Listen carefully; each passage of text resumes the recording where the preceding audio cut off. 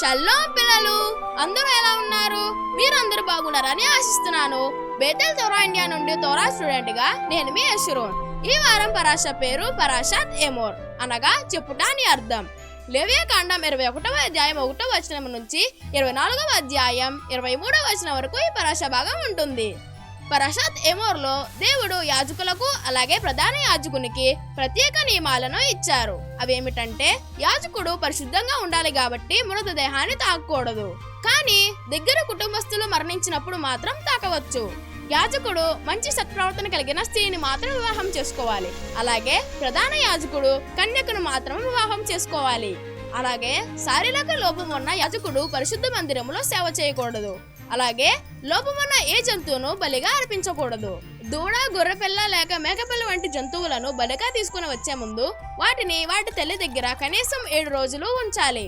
అలాగే తల్లిని దాని పిల్లను ఒకే దినమందు చంపకూడదు. ఇది మనకి జంతువులపై దయ చూపించి అలాగే వాటిని జాగ్రత్తగా చూసుకోవాలని నేర్పిస్తుంది. ఎమోర్ యొక్క 2వ భాగంలో యూదియా క్యాలెండర్ యొక్క ప్రత్యేక పరిశుద్ధ దినాల కోసం నేర్పిస్తుంది. షబ్బాత్ ప్రతి వారం ఉంటుంది, అది విశ్రాంతి దినము. తరువాత పేసకు పండుగ ఉంటుంది, అది నిసాను నెల 15వ తారీఖున ప్రారంభమవుతుంది. దానికి ముందు 14వ తేదీన పస్కా బలిని అర్పిస్తారు.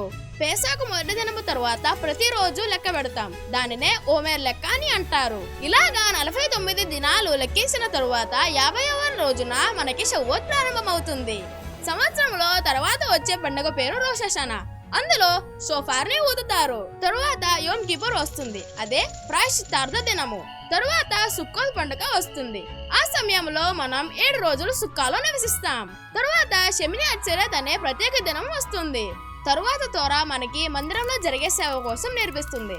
మెనోరా నిత్యం వెలుగుతూనే ఉండాలి. అలాగే ప్రతి వారం ప్రత్యేక రొట్టెలను దేవుని సన్నిధిలో ఒక బల్లపై ఉంచాలి. చివరిగా దేవుని దూషించిన వ్యక్తికి వచ్చే శిక్షలను గురించి బోధిస్తూ ఈ పరాశ భాగం ముగుస్తుంది. ప్రతి వారం మాతో పాటు కలిసి పరాశ భాగాలు నేర్చుకున్నందుకు మేము చాలా సంతోషిస్తున్నాం. వచ్చే వారం కలుద్దాం పిల్లలు. షలోం.